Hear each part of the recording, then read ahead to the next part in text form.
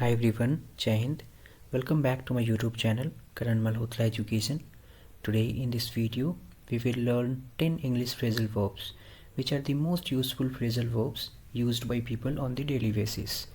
So before jumping straight to video, if you like this video, give it a thumbs up. And if you are new to this channel, please subscribe to my channel, that is Karan Malhotra Education. And don't forget to hit the bell icon so as to never miss the another update. Right? So चलिए शुरू करते हैं. Let's begin. So here we have 10 English phrasal verbs and all of them are 3-word phrasal verbs, right? 3-word phrasal verbs. These phrasal verbs will be discussed one by one with all of you guys. एक एक करके समझते हैं इसकी meanings को with example. Get away with का मतलब क्या है, do away with क्या है, make away with क्या है, and so forth. So let's begin. The first phrasal verb that we have is get away with. Get away with का मतलब है to escape from punishment, right? Hindi में अगर देखें तो बच के निकलना, प्रतिशोध से बच निकलना.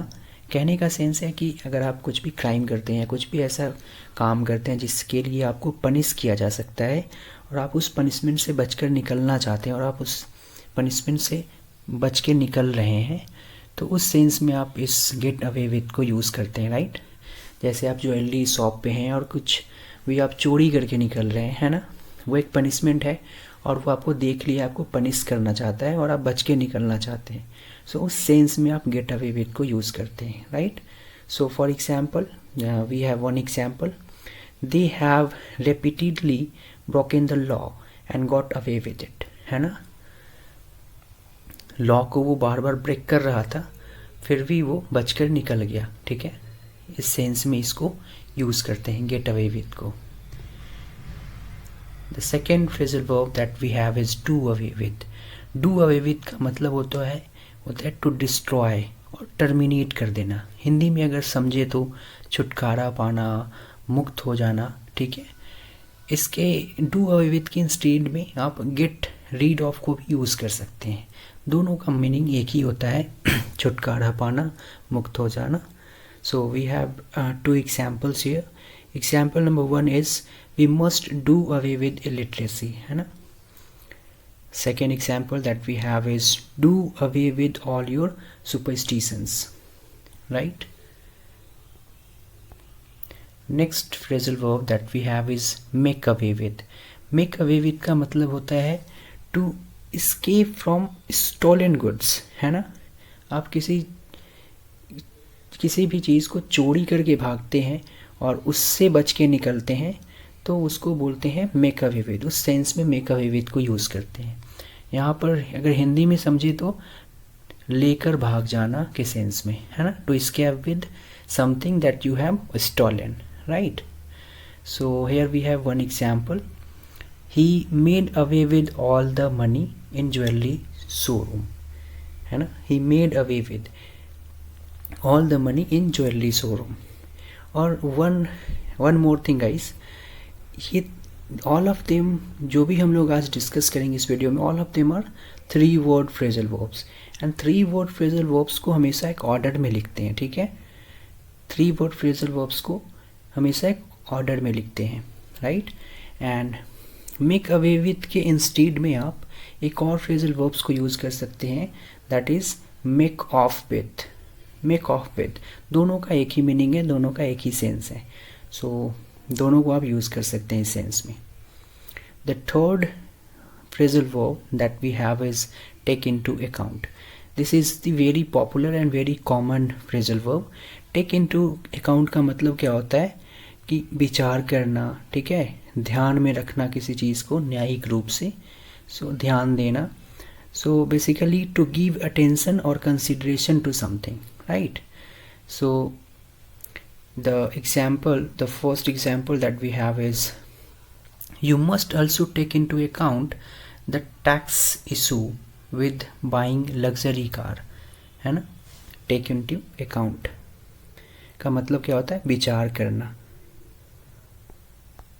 The fifth phrasal verb that we have is make up for. Make up for का मतलब होता है टू कंपनसेट। कंपनसेट को हिंदी में बोलते हैं क्षतिपूर्ति करना, नुकसान की भरपाई करना। So the first example that we have is his enthusiasm makes up for his lack of skill, right? so make up for को हमेशा पॉजिटिव सेंस में आप यूज़ करेंगे। यहाँ पे आप देख सकते हैं एग्जाम्पल में his enthusiasm makes up for his lack of skill. The sixth phrasal verb that we have is come down with. come down with का मतलब होता है to suffer from illness, right? suffer from an illness. सो किसी भी बीमारी से आप सफ़र कर रहे हैं या किसी भी, है ना, तो उस सर्दी हो, कोल्ड हो गई, या फिर आपको कुछ भी हो गया, कोई भी बीमारी है, उस चीज़ से आप सफ़र कर रहे हैं, तो वहाँ पे आप कम डाउन विद को यूज़ कर सकते हैं। For example, I think I am coming down with cold, right? Coming down with cold. So I hope कि आप किसी भी बैड डिजीज़ से कम डाउन विद ना करें। I hope, right, I hope so. So the number seventh phrasal verb that we have is add up to. Add up to का मतलब होता है एक किसी भी चीज़ का हिसाब लगाना या किसी भी चीज़ का हिसाब रखना, है ना, to have a particular effect और रिजल्ट और something. So example is 5 and 5 add up to 10, है ना, 5 और 5 को जोड़े तो 10 होता है, add up to 10. The eighth example, eighth phrasal verb that is come up with. come up with का मतलब होता है to contribute, suggestion और money को, है ना, and इसकी एक और मीनिंग होती है think of something that is plan और आइडिया और एट्सेट्रा। ये किसी भी प्लान और आइडिया आपके दिमाग में आता है, उसके बारे में सोचते हैं, उस चीज़ को आप लाते हैं, रखते हैं, आप विचार रखते हैं। So that is something which is come up with, है ना, प्लान और आइडियाज़ को लाना। So here we have example, I will soon come up with the new plans, है ना, मैं जल्दी नए प्लान्स के साथ आऊँगा, मैं जल्दी नए प्लान्स के साथ प्रेजेंट होऊंगा, इस सेंस में इसको यूज़ करते हैं। We have another phrasal verb that is get along with. Get along with that is to have a good relationship with, right, है ना, मिलजुल कर रहना। अगर हिंदी में समझे तो हिंदी में अच्छा संबंध होना, इस सेंस में आप गेट अलोंग विद को यूज़ करते हैं। गेट अलोंग विद के इंस्टीड में आप गेट ऑन विद को भी यूज़ कर सकते हैं, दोनों की एक ही मीनिंग है।